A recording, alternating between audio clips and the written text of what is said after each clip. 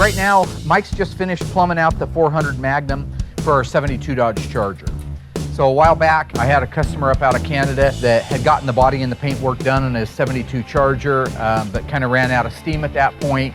Wasn't able to put the rest of it together, sent the car down here to us. Well, once it got here, I realized it was a little bit bigger project. Number one, it was really the wrong color by about 4 shades. Basically, we had to redo the body and paint on the outside of the car. The other thing I had to do was put together the 400 Magnum that you see here on the stand.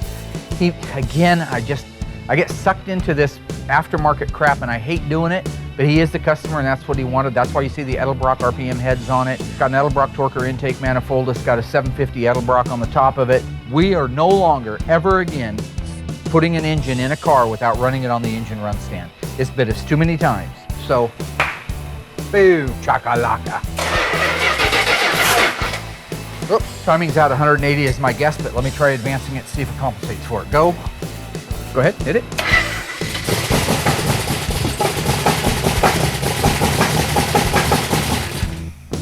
You want to double check your firing order one more time? 436-572, right? Looks like it's coming out of the coil, but that doesn't make any sense. There's oil coming out of the coil. There's oil coming out of it? Yep. Oh boy. Here's the deal, and this is why I'm putting the brakes on any more aftermarket stuff. There's so many multitude of things that it can be causing it not to run right now. It's got a used coil, which is fine, because it's not the way it's going to be dressed out when it's done, okay? This is just to run it on the run stand. Well, the used coil is puking oil, which can affect the way it energizes the points. So I'm going to have them put another coil on it, see if the test coil cures it. If this was an OEM motor, I'd go right to 1, 2, 3, 4, 5, I'm done. Now I've got to start back over. Well, is it the aftermarket push rods that are too short or too long? And they're hanging open a valve. Is that what's popping? Is it the coil that's popping on it?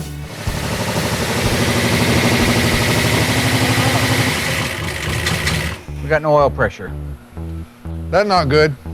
Yard that engine off of there, disassemble it completely, turn it upside down, drain all the oil out of it, take the pan off it. When there's nothing wrong in there and everything looks fine, let's take the heads off of it and buy a new set of head gaskets for it. Then we'll knock the pistons out of it, and then we'll go through the short block and find the oil galley that the machine shop left out. Because that's the only thing it can be, or it could be a bad oil pump. It could be all the valves are out of adjustment. Which is why I never want to do, I'm never doing aftermarket adjustment. Did anybody check them before? I did. I set the whole thing up. I set the lash to 0, like the book said to do. They're hydraulic lifters, but they're adjustable. Just stupid I've ever heard in my life. There's some wizard of aftermarket parts, and that's what he does. He sits back with his little tall hat on and his little rod, and he looks down and he says, "Ah, there you are, Mark. I didn't realize you were having a good day." Wow. You know what I'm saying? So I'm just right now about to sit down and make some calls to get caught up on the history on some of the cars. What's going on? Hi, is this Garth? Yes. This is Alyssa from Graveyard Carz. Oh, Alyssa. I thought it was your dad. How are you? I'm doing pretty good. How are you? I actually had met him last summer when he came to the shop, so it was really easy to talk to him on the phone. Yeah, what I'm doing is kind of calling and touching bases and kind of just catching up on what I've been left out on. Yeah, my dad just seems to kind of shove papers and files, and he doesn't really have any headings or any, yeah, my dad's a mess. I bought that thing, I'm going to say 15 years ago, Alyssa. And I had in that documentation the original owner's paperwork, who he only had it for a little bit. He sold it to the guy that I bought it from. Garth has a collection of cars, none that need work like the extent of this one. That's why he got in contact with my dad. He just couldn't do it himself. He needed some help, some expertise. You know, I didn't want to bring it to anybody because I wanted it to be done right. And then I saw the show and everything else, and I called your dad. We started talking. I said, that's the way I want the car done, and that's when I decided to send it to your dad. It's gonna be a lot easier since I'm able to put like a face and a name and a voice to the paperwork rather than just looking at it in like sheets of paperwork, because I really don't, I mean, looking at the car, they're just cars to me. That doesn't make much sense, so. Hey, listen, good luck and enjoy working with your dad and taking care of everything there. It was good talking to you. Thank you, I'm sure we'll talk again soon. Thanks a lot. Bye. Bye, thanks, bye-bye. Now that we have the complete drivetrain installed in our 1970 Hemi Charger, there's still a lot of little things that aren't on our progress board that need to be done. So I'm gonna round up the team and go over the list of stuff that has to be done now. Okay guys, we got a lot going on. This is gonna be a really, really busy week. The 400, as you know, failed. So we're gonna disassemble that, find out what's wrong with it. Hopefully it's nothing major. Alyssa, I would like you to start making some phone calls. I want you to follow up on the Hemi Charger owner and the 446 pack Challenger owner, okay? The rest of the guys and us, we're gonna go over, start disassembling the 71 Dodge Challenger RT 383 factory opera window, formal roof car. If that goes well, I'm hoping, in a perfect world, we might be able to get the 70 Coronet RT convertible 426 Hemi 4-speed, one of 2 ever made, disassembled. And really, honestly, to top off a great week would be to be able to start the engine for the 446 back car and get the 400 Magnum back over on the engine run stand and get it running. So it's only what, 10 things? All right, let's do it. Right now we're getting ready to disassemble the 1971 Dodge Challenger RT. This is a very unique car in as much as it came with the factory formal roof package, which was actually only available on the SE cars in 1970. You couldn't get a 1971 Dodge Challenger with an SE package, but you could get it with the same formal roof and overhead consolette and some of the basic trim. Very unique car, gonna document it as we disassemble it. The other thing we're doing today is this is my new step towards team building. I've got the entire team. I got the painter, the body man, the assembly guys, everybody involved at Graveyard Carz is gonna work as a team to get the car disassembled. This is an opportunity for us to work together as a team. I want this car disassembled in the exact same format that it gets reassembled, and you know all about that. So what's the last things that you're putting on the car when it gets over to your stall? The interior. You're getting doing the interior, doing the exterior trim, ornamentation, so that's the first stuff that's gonna come off. This is very much like being down at Gitmo, all right? I know you're not familiar with that because none of you guys are from the service. We follow orders or people die. It's that simple. Colonel Jessup, as you were. I'm working on the Hemi GTX right now, getting it ready for sealer and paint.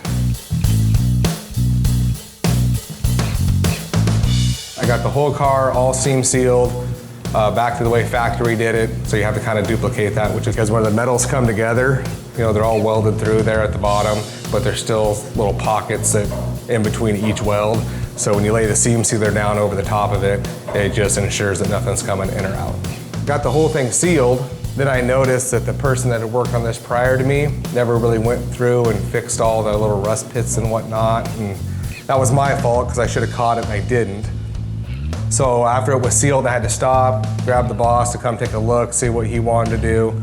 And that's why you'll see the primer in there now, is because I had to go through and put like 3 or 4 coats of good thick primer on it to fill in all the little rust pits that were left. So in this back portion, it's most important because from here over, you see everything. Up here, you know, the carpet's over it, you don't see anything, but this being a convertible, this is all visual. So this part here particularly needs to look just as good as the outside of the car does. So going back through and fixing little stuff like that, you just have to. So now that the car's sealed and primered, we're gonna let it cure in the booth for a little while, and I'm gonna jump over and help Mark on the green Challenger. Right now we're getting ready to disassemble the 1971 Dodge Challenger RT. Well, we got some extra pieces in here, kids. We got a couple carburetors, we got an extra air cleaner, timing chain cover. Check out that beautiful HP left-hand exhaust manifold, huh? Now remember, 71 valve coverage uses the 3 nipple breather on it, and then they went back to the single nipple breather in 72, 3, and 4, and 70 is also a single. Okay. And the other thing you'll notice is this valve cover is almost identical except for this. This is 71 on up. On that bulge, huh? That bulge, yep. Okay. We got an original polyglass spare in there. Oh, look at there. Oh, look at nice? that. Isn't that beautiful? Yeah. Now that's cool. That's the original spare tire. They were factory Goodyear polyglass. Is it a 15 or a 14? This 71 should be a 15. Well, it depends. It could have got it either way. Remember, the cars were available with 14 and 15. There was no standard minimum tire on it. It's a 14, G70. So the car came with 14s. Interesting footnote here on the Mopars, the Cuda and the Challenger, the E-bodies. If it came from the factory, if that E-body came from the factory with a 15-inch wheel, you would have gotten mandatory a collapsible spare because there wasn't enough room in that small trunk of an E-body for a 15-inch full-size spare. So you would have got the collapsible, more compact spare. However, if you had 14-inch wheels, you would have gotten a standard 14-inch full-size spare, but you could have optionally ordered the collapsible spare. Did this car get repainted at any time, or is this car's an original FJ6 car, which is sassy grass green. What's interesting, the owner told me, he took it in for a repaint in the mid-70s, right? Takes it into your average half-wit body shop. Average half-wit body shop pulls up a code. Says, yep, that's it, paint it. They pulled up Sublime. This is FJ5. When you're talking about the Mopar colors, it can be a little bit confusing. For example, FJ5. In a Plymouth lineup, that's limelight green. The Dodge version would be sublime green. You go to the next darker shade, which is the FJ6, and you have Sassy Grass or Go Green. This car is a factory FJ6 Go Green car. The color was supposed to be darker than what the body shop put on it. The body shop just didn't know. They went, what does it matter? Let's paint it that color. Well, in reality, it's several shades lighter than the FJ6. Hi, is this Guy? I'm just doing a follow-up call on Guy Melita on his car. I understand that your dad was the one that bought it originally. Yeah, and my dad bought it when I was 9 years old, 1972. He bought the car. So Guy actually found his car at a gas station. Him and his dad and his sister were on their way to school, and they decided to stop and take a look at it, where his dad actually ended up purchasing it. His dad was a cop for 20 years for New York City Police Department. He had promised his dad that they were gonna restore it together. Well, then you know how it is, life kind of happens, you grow up, you get married, and then they had the big gas crisis. So they ended up parking it because gas was too expensive. And so then time just kind of passed. Guy's dad got really sick. So we never really got to do it together, so I promised him I'd get it done. So Guy actually initially took it to another shop where they just overcharged him, had it way too long, and so he kind of lost hope on it ever being restored. Thank God I found great little cars and just get it done for him. That went well. I'm just gonna see how many more people I can get in contact with and how much more information I can get done today. I just finished priming and sealing the Hemi GTX. Now I'm going to jump over and help Mark disassemble the green Challenger. What's happening there? Is there somebody going away? Somebody passing on? Oh, do you want to help us pull this car apart? Heck, That's what we're looking. That's what we're looking for. Is to know.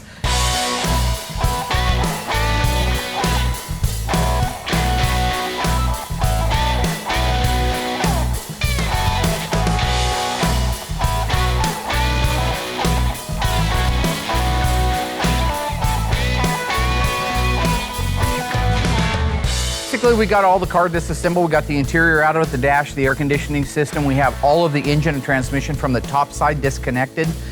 We have the doors off, disassembled. Literally, all that's left are the things that we have access to from the bottom. So we're getting ready to raise it up in the air and get started on disassembling the bottom of the car. Okay, first thing we're gonna have to do is pop the wheels off at mid-height so we can disconnect the upper control arms. For me, my favorite aspect of this 71 Challenger RT is, and it's got to be the fact that it's a formal roof car. It's an A78 package car. See, in 1970, if you had an SE, it would have been an A47. The whole car would have been dressed up with SE, the special edition. Apparently, it wasn't very popular because in 71, you couldn't get the special edition, but you could still get the cool small back window. It used the formal headliner and it had an overhead consolette. Everything that a SE would have had except the trim panels and the rest of the SE call-out packages. So is this a rare car, Mark? They built like 138 with the SE formal package. Then you get Sassy Grass Green. Quarter scoops, I think, are optional, but they may have been standard on 71s. It's down there. It's 50, 60, maybe, somewhere in that range.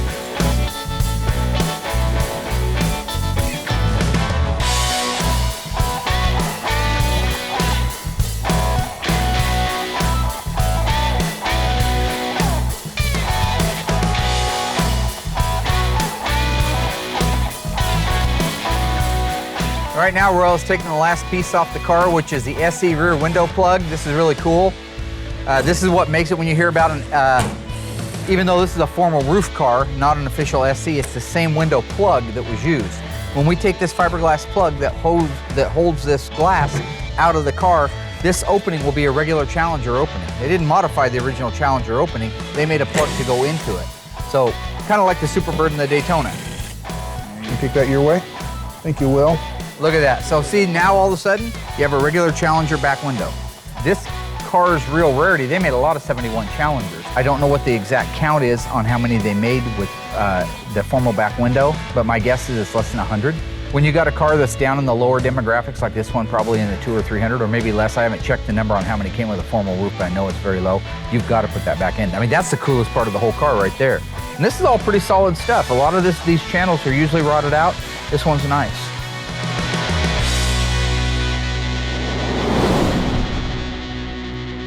Earlier, we started our 400 Magnum out of our 72 Charger. It started up and ran good, but had 0 oil pressure. So we shut it down immediately. I had a suspicion it was an oil galley plug in the front, which is easy to miss, and I was right. However, when you take the front of the engine apart and you see that somebody missed an oil galley plug, I want to be sure the rest of the engine, which I did not put together or build, is done correctly. So I instructed Mike to disassemble the engine, mic everything, plastic gauge everything, and if it's right, put it back together again. We removed the 400 off of the engine run stand. It is now on a conventional engine stand. It's time to disassemble it and do an inspection. Hopefully there's nothing wrong inside. That would be a huge setback if there was. But if not, and there's nothing wrong, we can bolt it back together and get it back on the engine run stand soon. Gotta be careful taking these cams out. There's a gear on them that likes to tear up, so you gotta be real careful. Our 400 Magnum is ready to be disassembled. I gave that task over to Mike. While he's working on that, I'm gonna work on the 70 Hemi Charger, getting the roof ready for the new vinyl top installation. So what I'm doing is, when you tape off your roof, because this is a vinyl roof car, that clear that we use, that 2002 clear, is really thick. And so it creates these hard lines.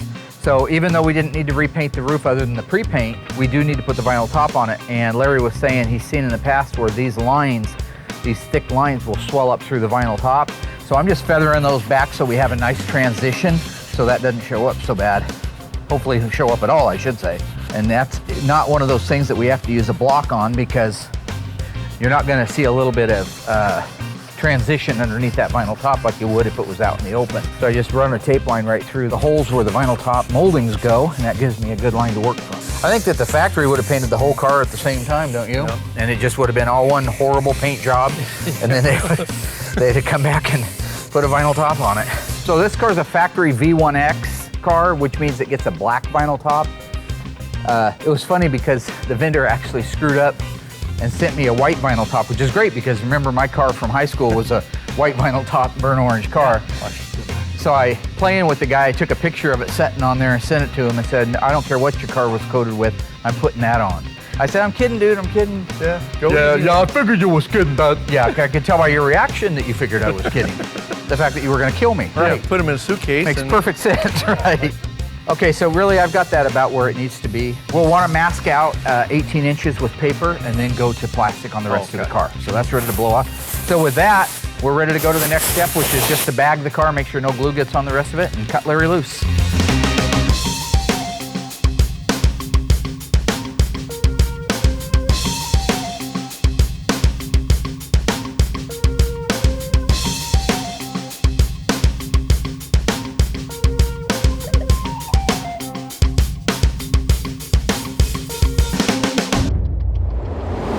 Now that we've got the 400 Magnum off of the engine run stand and over on a regular stand, that frees up our engine run stand. So now we can put the 446 pack out of our 70 Challenger on there and fire it up. My level of confidence is 100% on the 446 pack. It will start, run, and perform like it's supposed to. Oh, look at this, look at this. These are brand new reproduction of the original Holley carburetors. I'll end up changing out a couple of bolts on them. This is the center one. See now, the original ones are a little bit different than these, but these work great. These are great replacement ones. The biggest thing that you notice is this has a hex head on it. The original Holleys have a large flat screw that they put on there. So you can take these out and put the original ones in. See, here's an example of the original screw. That's the flat tip instead of the hex. So once we get this thing running and ready to go in the car, we'll switch these out with these. But right now I don't want to mess with the carburetors. I want them to run the way they're supposed to run. Okay, so this is the center one. You know how I can tell that this is the center one? The linkage. The linkage? Yeah. Yep. That linkage right there doesn't appear on the outboards. Let's open up a couple of the other outboards, the other two outboards.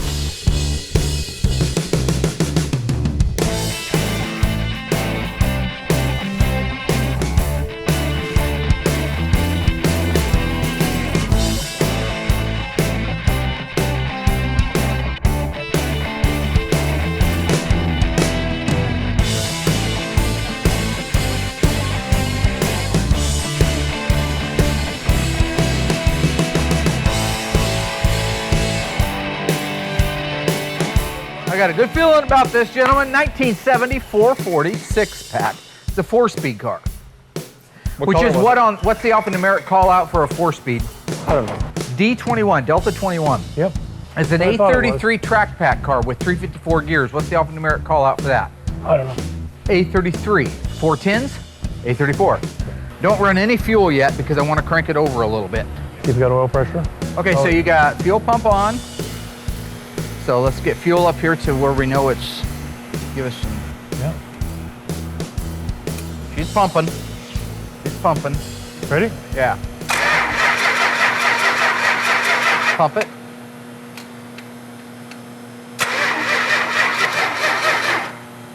Okay, let the battery charge up for a second. Shut the fuel off.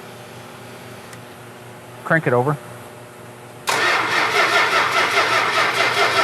Yeah, we got no spark. This incredible story becomes more ghastly with each report.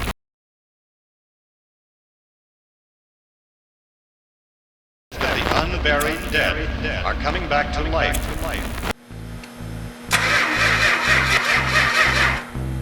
Okay, let the battery charge up for a second.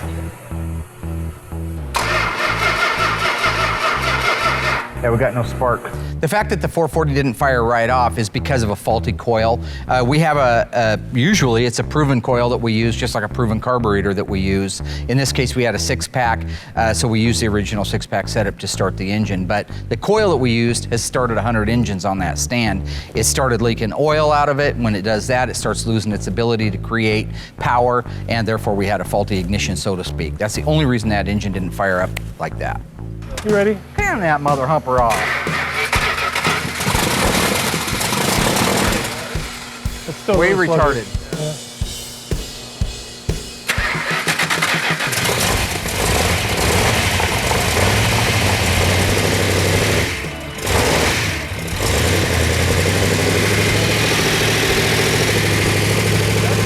Sound better?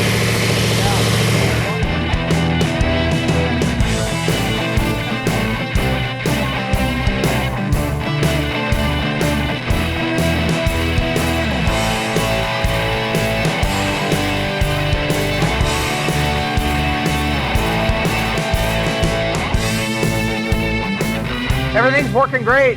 You know, you never get one of these things started up perfectly. Timing needed to be bumped a little bit. Originally, we had it 180 out, such is life. But it's running now, it's running great. We got all the oil pressure is perfect, water temperature is perfect. Everything is running great on it. Let it break in the camshaft for about another 15 minutes, and we'll let it cool down. Tomorrow, we'll get it moved off of that stand over onto the regular assembly stand. We've got a drivetrain done. So I just got off the phone with some of our clients and went and talked to my dad to see what else I can do. And he actually has something for me to get started out in the shop. I'm pretty excited. I hope that it's something to do with paint or maybe in the engine room, but I'm not sure. So what I want you to do, and I'm glad that you're excited about it, I want you to start working on helping me sort out some of the pieces. Nick's kind of been dropping the ball, which every employee always starts out 1,000 miles an hour and then they start petering off. Well, you also give every employee but like he did 50 do a good job. If you look different around, things to do. You usually give people like 100 different things to do, so. well, that's because I do 2,000. But Okay. you see, he's done a good job of organizing up the parts room. It's looking good. Yeah. This is where he's falling apart right here. Oh my. So here's where he left off. You don't know what all these are, but Okay. this, you don't need to know what this is. It's a speedometer gear for a transmission, but you could just put it there for right now. So like this right here, I can assure you there's probably lots of things like this. These are shims. So anytime What's a you shim? A shim is something Like that this? you would use in a body. No, those are part of a window regulator assembly. Those are all part of windows. Okay. So you just, yeah, kind of maybe just start setting them into small piles. Find out what you actually have an accumulation of. Sorry, I don't mean to use that big word. Like a lot of. And then you could put those in the bins. Was that necessary? Was it? Well, I was there when Thank you for always creating such a I brought your constructive learning diploma. environment for me. I paid for your diploma. Okay, get them all Where are you sorted going? out. Are you not going to help me? What? No, I'm not going to I don't- stand there and do that. That's grunt work. Oh my God. Just start putting the things in the places where they belong. Okay. Rock and roll, turn and burn. Put it and do it. See it Fun, and dream thank it. you.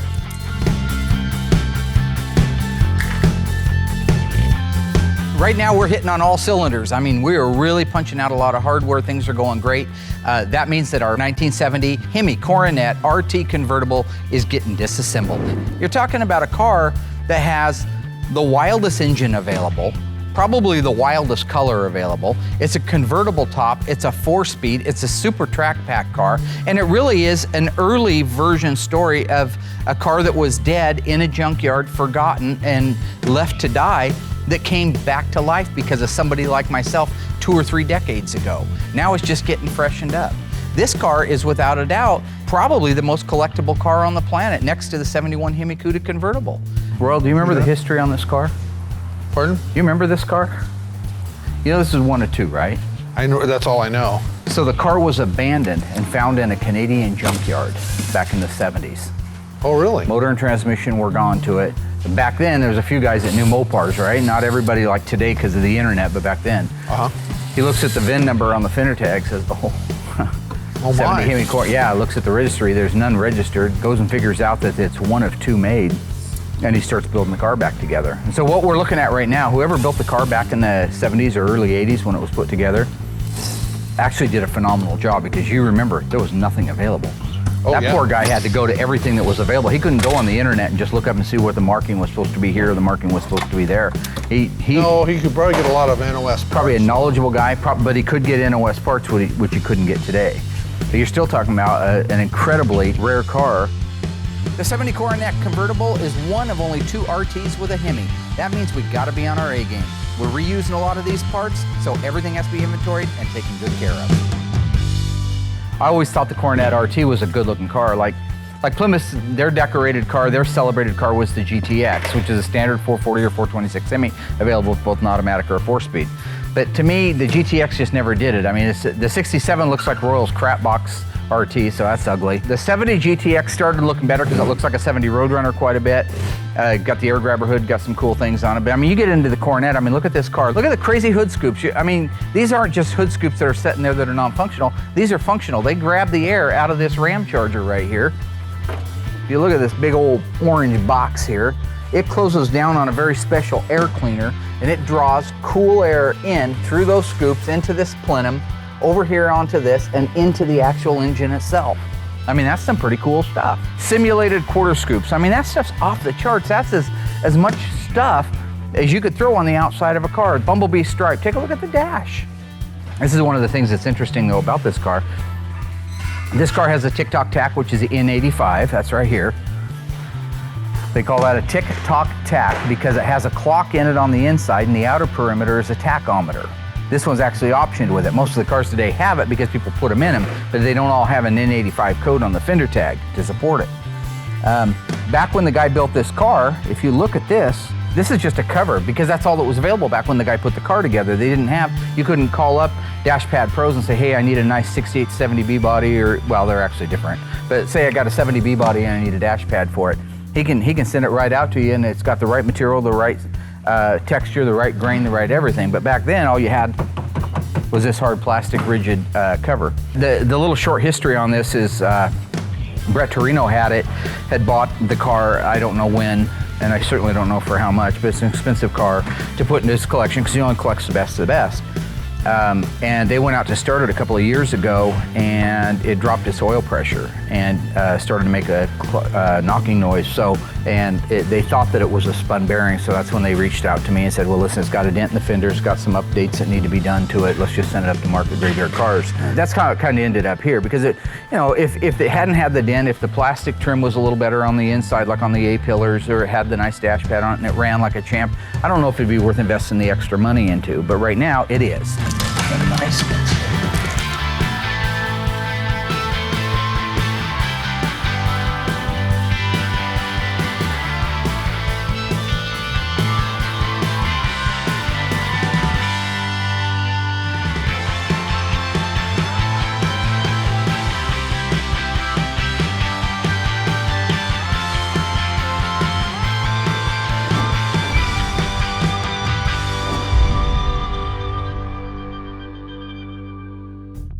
So my dad brought me out here to finally get me going and working in the shop because I've been begging to get out in the shop and help out. And he brought me to a pile full of nuts and bolts. So not exactly what I was hoping for when I said work in the shop. Hey, Liz, how's it going? Hey. How you doing? It's going good. How are you? Oh, pretty good. What are you up to? I am supposed to sort through all these. Oh. Yeah. So, and I really don't have any idea where to start. 'Cause I don't know what any of this stuff is. That's kind of a I mean, nightmare. they all These look are the all same to me, is there? Yeah, these are all door panel I feel like springs. we could just like put them all in the same bay. You know, would my dad even notice? Yeah, these bolts are really important. A lot of them are. Because even though like the aftermarket parts, they're not exactly identical to the originals. I'm so glad Dave came up and helped me out because I probably wouldn't have been able to make any progress without his help. So like.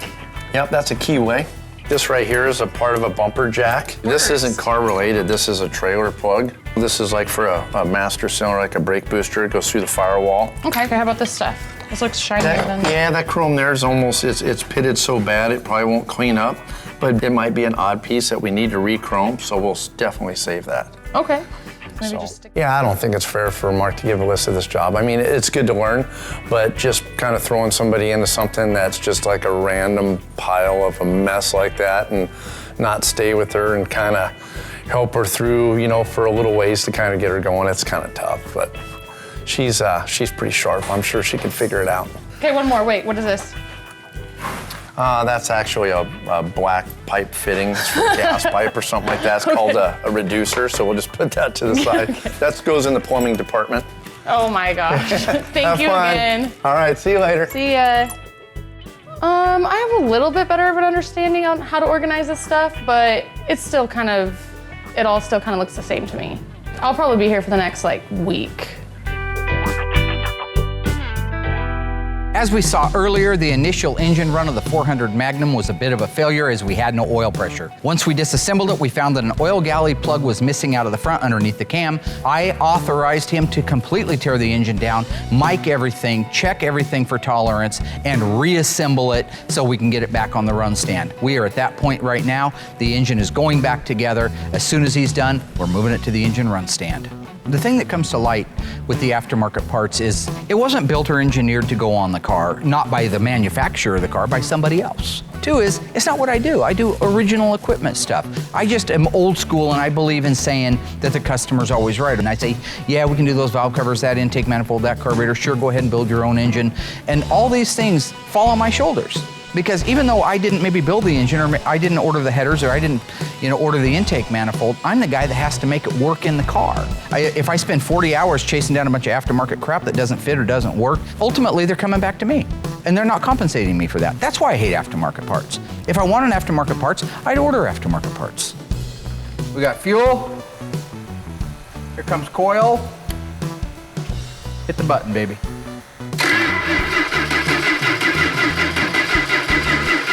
Stop. All right. Back the distributor off. Choke on.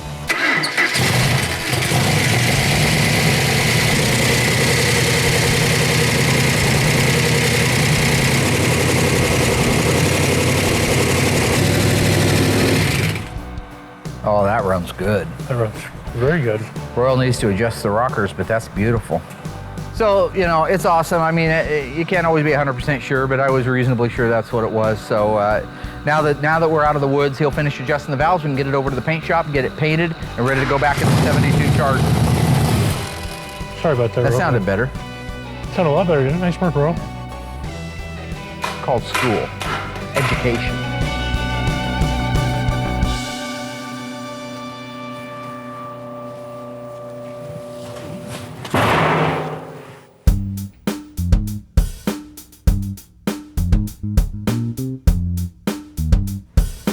Look at that. Look at you go. Hey. Nice job. Wow. Yeah. You're literally just finishing. Yep. Wow, you already vacuumed and everything. You got all the nameplates out? That's cool. Really, for the most part, we won't be saving those, just so you know. Okay. But I told you to, get stuff like that out, so it's just good for me to have a mental inventory. This looks good. Yeah. This is the brainless stuff that your predecessor, way back, also your former significant other, had a difficult time with this kind of separation. This is what happens when my seed, the fruit of my loin. I thought we talked about, that. The fruit of my Let's just go loin. with daughter, Is this your please. water? I feel like my week was really good, really productive. I got a lot of their clients' files done. I made a lot of phone calls. I was able to get in contact with some of our clients and actually get them to email me some of their pictures. Also, I was able to get started on the parts room, so that was really exciting. I was kind of hoping for a little bit more for my first project out in the shop, or maybe getting to like work with somebody.